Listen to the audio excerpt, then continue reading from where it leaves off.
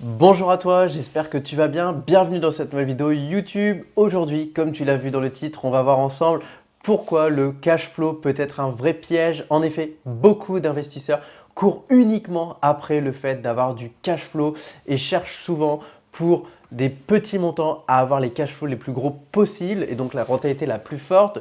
Et je vais dans cette vidéo te montrer pourquoi cette stratégie peut être très piégeuse pour toi sur le long terme si tu n'as pas justement identifié les contraintes de cette stratégie à cash flow. Je te souhaite un très bon visionnage.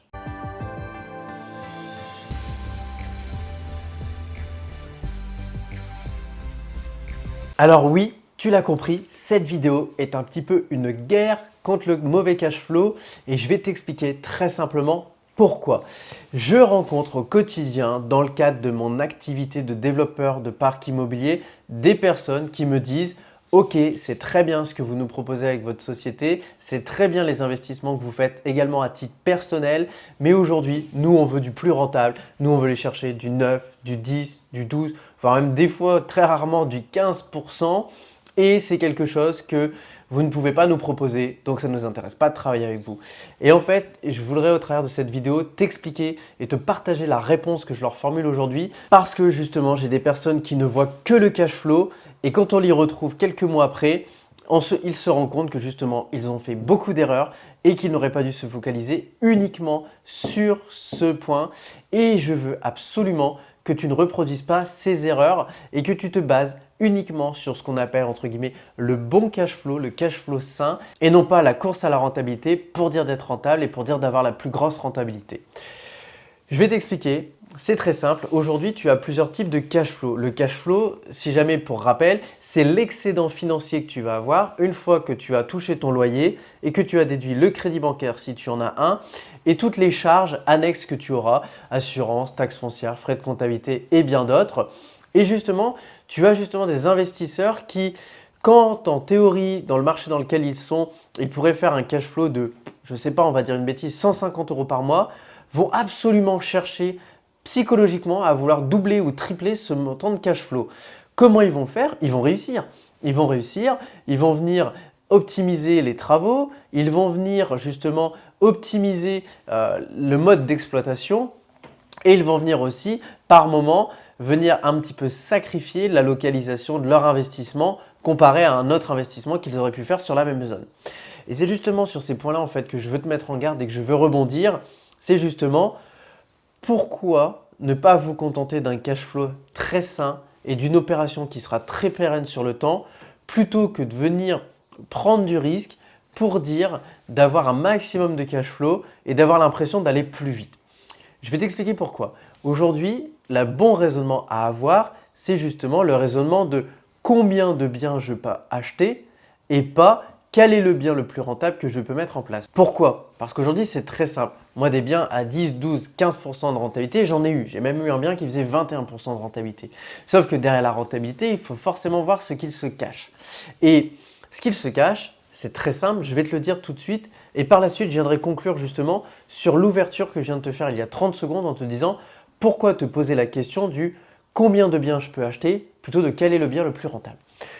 Quand je te dis que tu t'exposes à des dangers, c'est très simple. C'est-à-dire qu'il faut voir toujours la partie émergée de l'iceberg, mais il faut voir aussi celle qui est immergée. Parce que celle qui est immergée, c'est celle que personne ne te montre, et c'est celle que moi je veux montrer à mes clients, et c'est celle que je veux te montrer sur cette chaîne YouTube.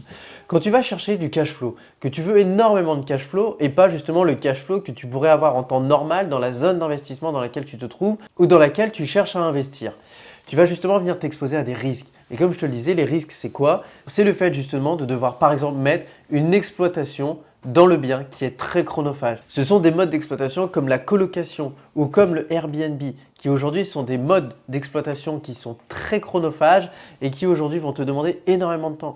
Et aujourd'hui, la question que je te pose, c'est est-ce que tu es cet investisseur qui veut se créer un second métier ou est-ce que tu es cet investisseur qui au contraire veut avoir, et comme c'est le but avec l'immobilier, des revenus qui sont passifs et qui lui offrent des gains qui sont décorrélés du temps qu'il met dans le projet. Moi personnellement, je fais partie de cette deuxième catégorie. Par contre, toi, si justement tu te concentres uniquement sur le cash flow, tu risques de faire partie de cette première catégorie. Et malheureusement, je ne pense pas que c'est ce que tu veux. La deuxième chose, c'est ce qu'il faut savoir, et moi je l'ai vécu à titre personnel pour avoir géré 2 colocations avec 2 fois 6 étudiants, d'avoir géré un Airbnb, c'est ce système où aujourd'hui tu te retrouves dans un système qui est chronophage, mais qui aussi est lourd, très lourd à gérer administrativement parlant, et qui, dans le prolongement de tout ça, est aussi très contraignant au niveau de l'entretien du bien. Pourquoi? Je t'explique, c'est très simple. Si tu te bases sur une stratégie avec des biens qui sont un petit peu moins rentables sur le papier, mais qui le restent quand même, ça va être quoi? Ça va être des biens qui sont souvent orientés sur la location de longue durée. La location de longue durée, c'est en effet certes pour beaucoup de personnes la stratégie de bon père de famille, mais c'est une stratégie qui a toujours fait ses preuves et qui marche depuis toujours. Alors aujourd'hui, pourquoi vouloir t'en écarter? La deuxième chose, c'est si que tu viens correctement la mettre en place en allant justement dans des villes qui sont un petit peu moins sexy, peut-être comme des villes à la campagne, mais qui pourtant ont un attrait, tu arriveras à retrouver des rentabilités assez fortes. Tu as aussi la stratégie de l'immeuble de rapport qui te permet d'investir dans des villes qui sont justement très attractives et d'avoir des rentabilités qui sont très cohérentes. Le ticket d'entrée est certes plus important, mais ça te montre que tu peux faire des belles choses. Et ce qu'il faut savoir en venant comparer les deux, c'est que dans ta colocation, quand aujourd'hui tu vas dans une location de longue durée, peut-être changer une salle de bain, une cuisine tous les 7, 8 ans, voire même 10 ans, qu'aujourd'hui tu vas avoir des rénovations, des menus rénovations comme on les appelle, qui seront légères, qui seront rares, tu vas te retrouver dans une colocation ou dans de la location de courte durée avec des rénovations qui sont très fréquentes parce que tu as beaucoup de passages. Et aujourd'hui, une cuisine qui a 5, 6 colocataires, elle souffre énormément parce qu'on ne fait pas le repas une fois, on le fait 5 fois par moment. Tu te retrouves dans un système où tout l'électroménager que tu as mis en place, il souffre. Tu te retrouves dans un système où, et cette fois-ci c'est un point commun avec la location courte durée, les gens sont moins soigneux, les gens sont moins respectueux. Et donc aujourd'hui, les gens vont peut-être être moins vigilants et du fait de cette vigilance qui est moindre, tu te retrouveras avec des frais de rénovation qui seront beaucoup plus réguliers. Et au final, cette magie du cash flow que tu avais vu, une fois que tu as tout découpé, tu te retrouves à quasiment la même chose. Et moi, je l'ai vécu. J'ai eu le cas avec un Airbnb qui encaissait 1100 euros de loyer quand en location longue durée, il aurait encaissé uniquement 530 euros.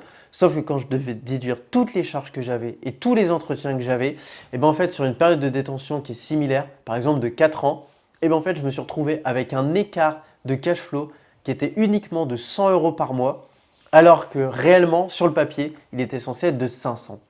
Et quand je vois toutes les contraintes que ça m'a apporté, toute la lourdeur que ça m'a apporté, je me dis qu'au final, eh ben, même si 100 x 12, ça fait 1200 et que x 4, ça commence à faire une somme qui est significative, je me dis que ça n'en valait pas la chandelle parce que mon temps a beaucoup plus de valeur et parce qu'au final, c'est la conclusion sur laquelle je veux t'emmener, j'aurais pu mettre plus de biens en place sur la même durée.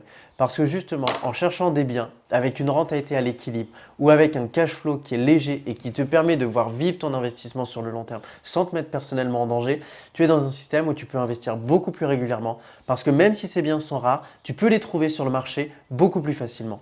Et c'est la conclusion sur laquelle je veux t'emmener. C'est est-ce que tu préfères mettre un bien à 10, 12, 15% de rentabilité une fois tous les 1 an et demi ou est-ce que tu préfères mettre un bien qui te rapportera beaucoup d'amortissement tous les ans?